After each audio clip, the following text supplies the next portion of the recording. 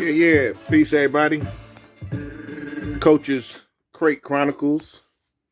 It is mid-June 2023. And today is a very good day of chronicling. We are going to chronicle Tame Ones when rappers attack. Let me see if I can get back in the light like I'm supposed to. I'm not a photographer. And you'll see me look over my glasses like this. That means these eyes ain't shit. Even though I got bifocals on, it's hard to see. Anyway, when you get old, that happens. Like I said, we're here. We got the crates. We got the crazy right here. For anybody saying, I don't know what you're talking about, I will explain crazy.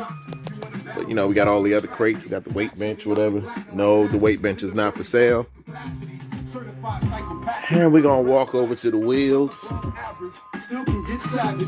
As you hear playing, this is the album we were waiting for after the breakup. In regard to the breakup, the Artifacts, I think they kind of sort of broke up back 97, I believe it was. Late, kind of like not late, but like midsummer 97, somewhere in that ballpark. I think Artifacts kind of broken up. From that, it was a couple years later. Tame put this piece out, Trife Type Times. This was dope. This was really all that. But he put this out, and then he put this one out. He put it out. He put both of these out.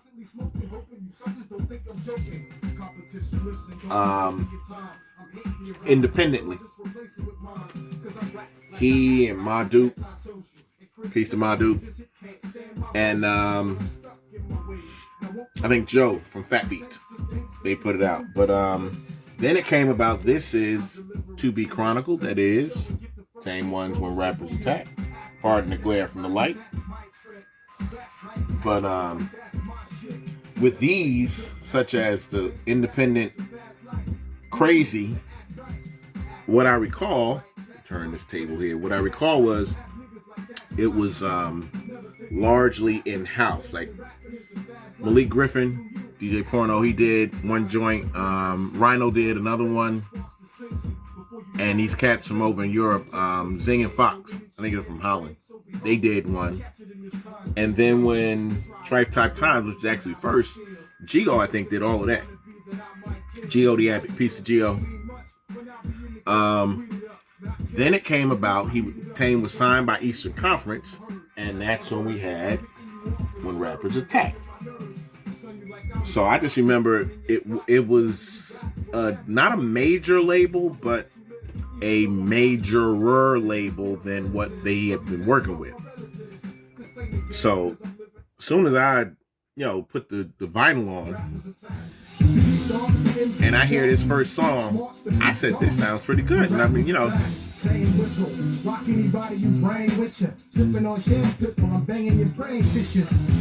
the thing that got me, it was like lyrically, the music was good, and it left room so you can actually hear him.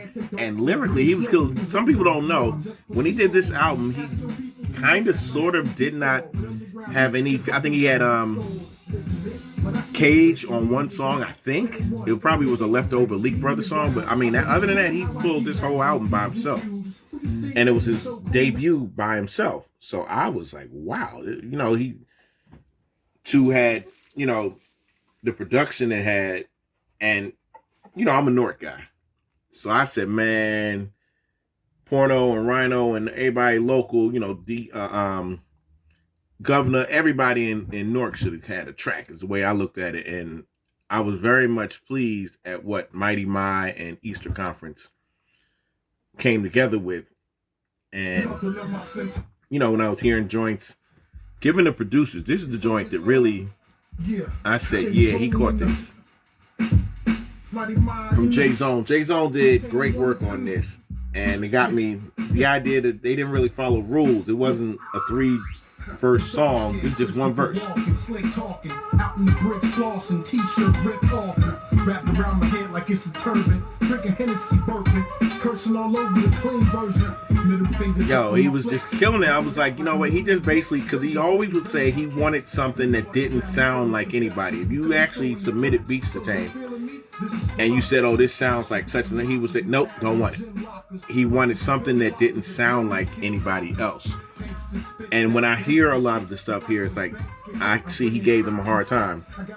But from here, and, you know, when I was a little upset when I had seen and heard there wasn't a whole lot of local input, but there was some local input. And not only was there some local input, like he was, I don't want to say allowed, but there was some local input, and I'm looking at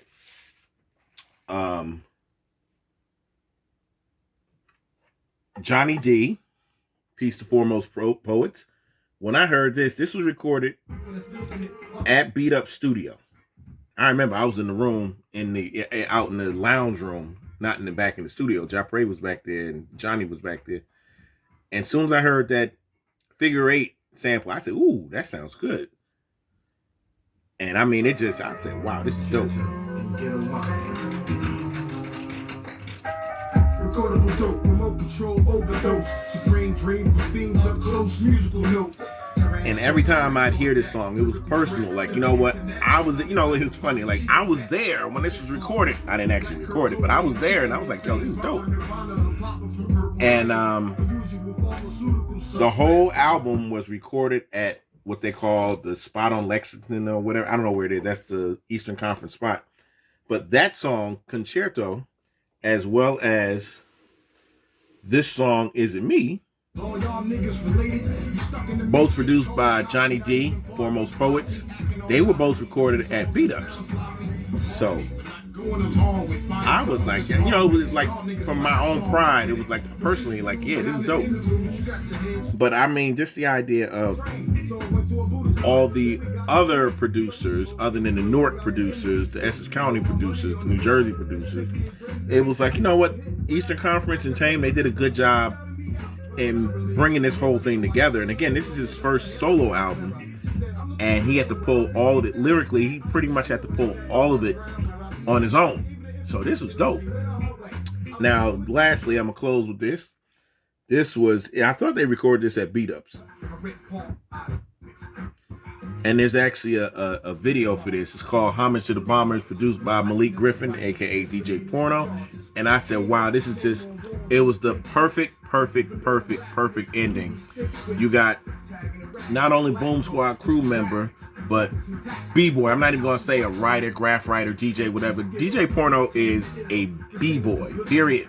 That's all. He's a B-boy. He just he loves hip hop. He is hip hop. And, you know, he worked. I'm not even gonna get into the specifics of the track because I'm not even gonna get it. I heard this track before it was actually on from a beat battle, but I'm not getting into that. I'm just saying it was perfect. And when, you know, with Tame spit, he talked about the writers, and the main thing for my heart, it especially hit when he said "Too Nasty Naz," my man Jerry Gant, bless up. It just hit like wow. And I'm thinking about in an interview I had heard where L said, go figure, you got KRS-One and Fat Joe and all these guys doing graph art out in New York, and you got two dudes from Jersey with Wrong Side of the Tracks that really put the whole graffiti, you know, vibe into it. And it made, you know, it got KRS and all of them. It got them going on graphs. But it was like, it started in Essex County, in Newark, in New Jersey, overall, you know. And, you know, just like people say, oh yeah, hip hop started in the Bronx, and they, you know, it's like people from California especially like, all right, man, we heard that already. But hey, they proud of what it is. We're proud of bringing up the graph, you know. So this track was a perfect ending to this album. I hear when he said PNB gear, you better recognize that Black Galactic gear. That's what he was putting out. Peace to 45. But yeah, man, this album, I'm not even gonna give it a rating. Like if I said 1 to 5, I'd call it I'm not even gonna give it because it's personal.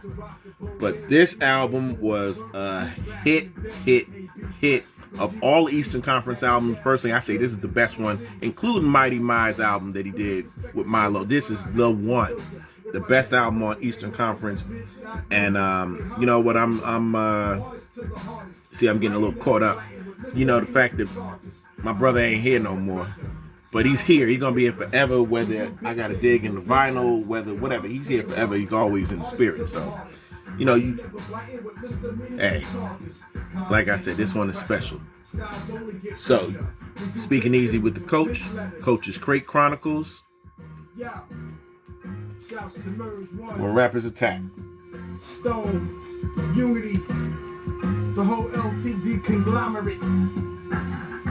LSB, TCA, yeah, WD Eminent, yeah, CWK, yeah.